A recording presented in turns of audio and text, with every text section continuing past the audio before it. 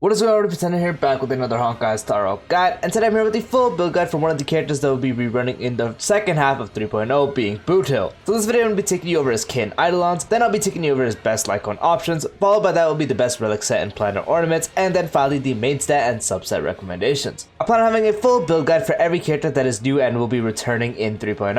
I already have one for the entirety of the first half of 3.0, so the one for Herda is out, there's one for Linkshot, Feixiao, and Jade. I already have one out for Aglia. You are now watching Boothill, and soon there will be one for Robin and Silverwolf. That's all I want to say before I get this video. If you guys found this video helpful in any way, shape, or form, dropping a like would be greatly appreciated. If you're new or haven't done so already, be sure to subscribe and turn on the bell icon for future videos like this, along with all the types of Star content. If you know anyone that needs a Boothill guide, make sure to send them this video. Check the description to check out my second channel and also to join the Discord, and let's get straight into the video. So Boothill is a physical character following the path of Hunt. His basic attack deals physical damage equal to 100% of Boothill's attack to a single target enemy. His skill forces Boothill and a single target enemy into the standoff state. Boothill's basic attack gets enhanced and he cannot use skill, lasting for 2 turns. This duration decreases by 1 at the start of Boothill's every turn. The enemy target in standoff becomes taunted. When this enemy target / Boothill gets attacked by the other party in standoff, the damage they receive increases by 30% / 15%. After this target is defeated or becomes weakness broken, Boothill gains 1 stack of Pocket Trick Shot, then dispels the standoff. This skill cannot regenerate energy. After using skill, the current turn does not end. As it does say, it gives him access to a enhanced basic attack, which now deals physical damage equal to 220% of Boothill's attack to a single target enemy. The enhanced basic attack cannot recover skill points and can only target the enemy that is in standoff.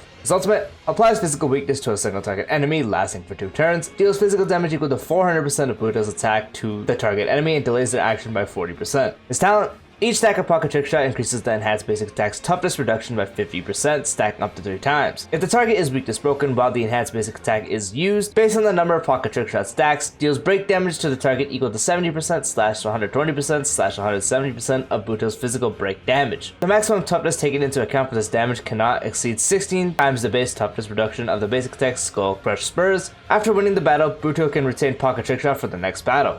His technique: after technique is used, when casting the skill for the first time in the next battle, applies the same physical weakness to the target as the one induced by the ultimate, lasting for 2 turns. His bonus raises: his A2 increases his character's crit rate / crit damage by an amount equal to 10% / 50% of break effect, up to a max increase of 30% / 150%. His A4, while Boothill is in standoff, reduces the damage he receives from targets that are not in the standoff by 30%, and his A6, when in standoff and gaining Pocket Trick Shot, regenerates 10 energy, can also trigger this effect when gaining Pocket Trick Shot stacks that exceed the max limit. For his Eidolons, his E1, when the battle starts, obtains 1 stack of Pocket Trick Shot. When Boothill deals damage, ignores 16% of the enemy target's defense. His E2, when in standoff and gaining Pocket Trick Shot, recovers 1 skill point and increases break effect by 30%, lasting for 2 turns. Can also gain this effect when gaining Pocket Trick Shot stacks that exceed the max limit, but cannot trigger repeatedly within 1 turn. His E4, when the enemy target in standoff is attacked by Boothill, the damage they receive additionally increases by 12%. When Boothill is attacked by the enemy target in standoff, the effect of him receiving increased damage is offset by 12%. And his E6, when triggering the taunt's break damage, additionally deals break damage to the target equal to 40% of the original damage multiplier, and additionally deals break damage to adjacent targets equal to 70% of the original damage multiplier.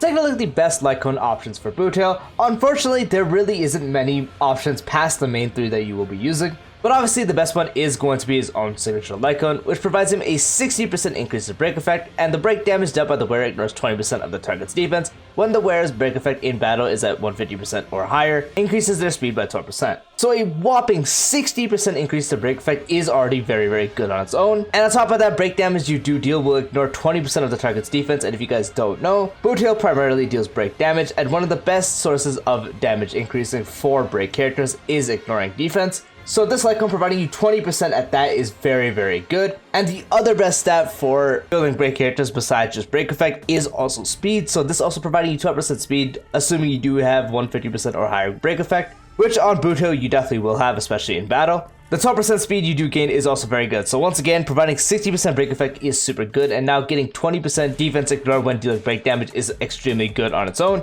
And on top of that, you get 12% speed, easily making this his best option far and none. Another great option on him is Shadowed by Night, which increases the wearer's break effect by 28%. When entering battle or after dealing break damage, increases speed by 8% for 2 turns, and can only trigger once per turn. And at S5, it becomes a 56% increase to break effect and a speed increase of 12%. So this does become almost the values of his actual signature Lightcone. It's only off by 4% break effect at S5, and you do gain the same amount of speed, albeit it's easier to get the signature Lightcone speed increase because you just need to have 150% in battle for break effect. You're also missing out on the 20% defense ignore the signature provides, so that's a big source of damage loss there. But as a 4-star alternative, it is extremely powerful, as again, it provides you almost as much break effect as the signature does at S5, and then the 12% speed you can get also at S5 is very good, and even at S1 the effects are still really good, making this his second best option by far. Now, the only other real option you would want to use is the 3-star adversarial Lightcone, which when the wearer defeats an enemy increases speed by 10% for 2 turns, and then it's a 3-star, so you'll probably have it at S5, gives you 18% speed. So you just defeat an enemy, you get 18% speed, which is going to be very, very good for your speed, and it's going to give you more turns, so you can do more break damage and also lower toughness faster. This Lightcone just provides you speed and is going to be one of the best options you can use outside of the other 2 that I just mentioned, just because of the speed increase.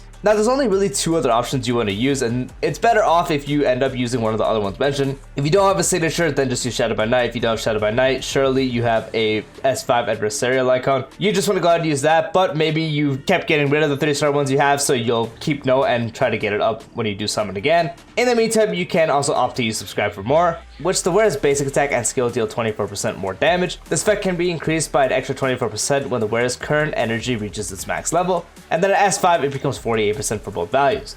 So you practically ignore the second part, since for the most part you want to rip Boothill's ultimate whenever applicable. Obviously you want to time it right, but it's still something you use pretty often, and you don't really ever have max energy to always make use of this. It still will happen sometimes, but for the most part you will not really account for this. But the extra basic attack damage you will deal, again, his skill doesn't deal damage, but his basic attack will. It's not going to buff it too much, since you mainly want to be buffing sources of break damage or getting ignoring defense or getting speed, but as it does give you a damage increase, it is usable. Not the greatest, but it's still an option you can use. And then the last option would be Swordplay. For each time the wearer hits the same target, damage increases by 8%, stacks up to 5 times, and is dispelled when changing targets, and then at S5 it becomes 16% per stack. As Boothill is a character you would use to lock someone into standoff and then constantly be attacking them, and his shots deal a lot of hits, so it's really easy to stack up this Lightcone practically right away and then have the buff. So it's great to lock the enemies in, get the effect of the Lightcone very, very fast, and then deal a lot of damage to them. Again, the damage out isn't really crazy because it's not really break damage or ignoring defense or anything, but it's still a damage increase you will be able to notice, making it another option you can use.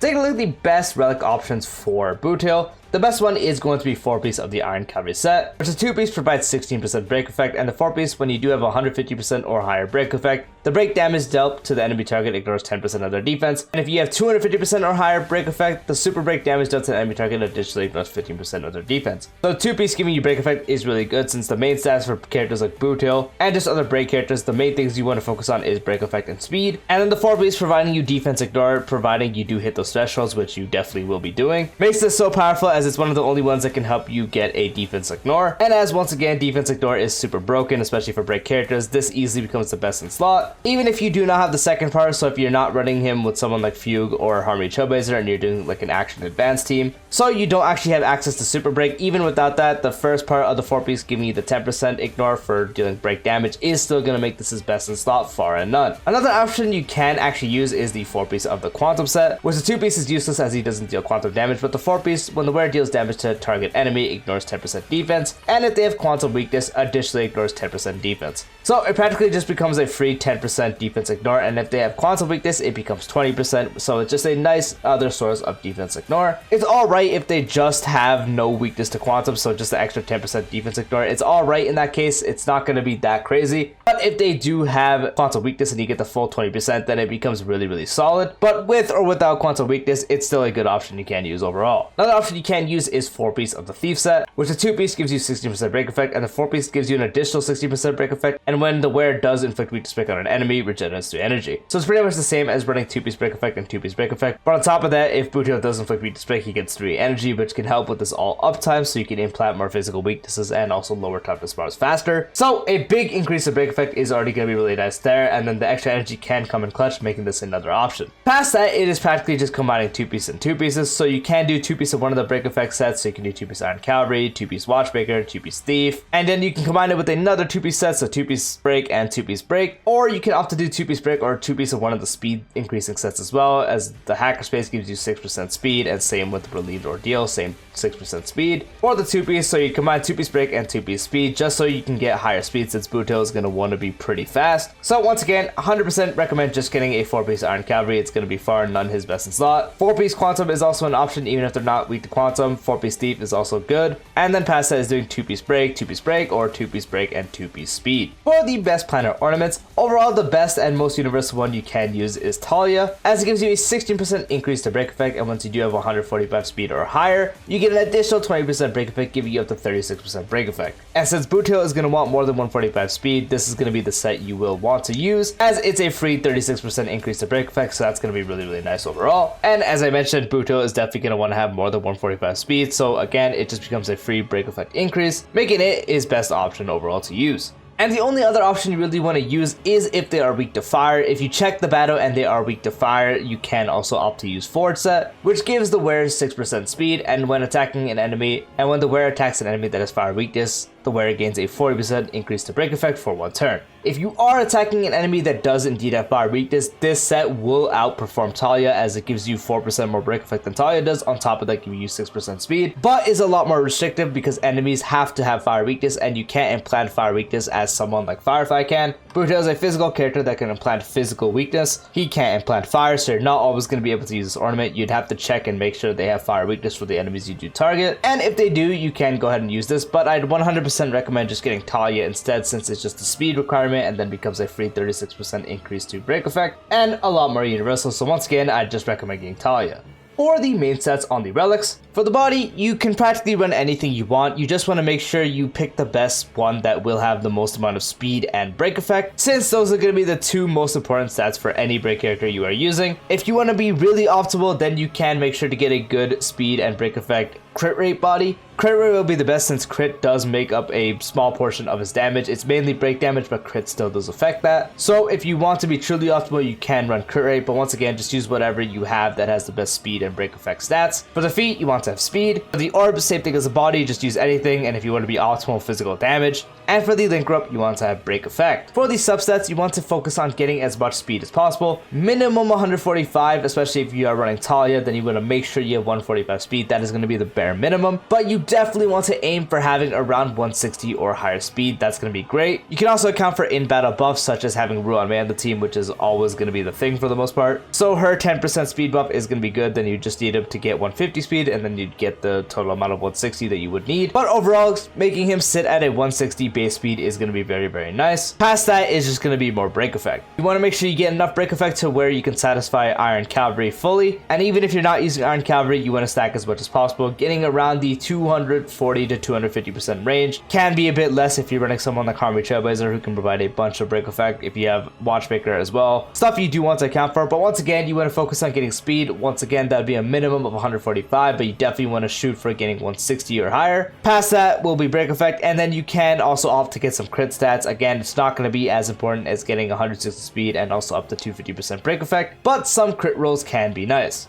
And yep, that is the full build guide for Boothill. Once again, if you guys found the video helpful, drop a like, would be greatly appreciated. If you haven't done so already, be sure to subscribe and turn on the bell icon for future videos like this, along with all other types of star content. That's all I want to say. Peace out.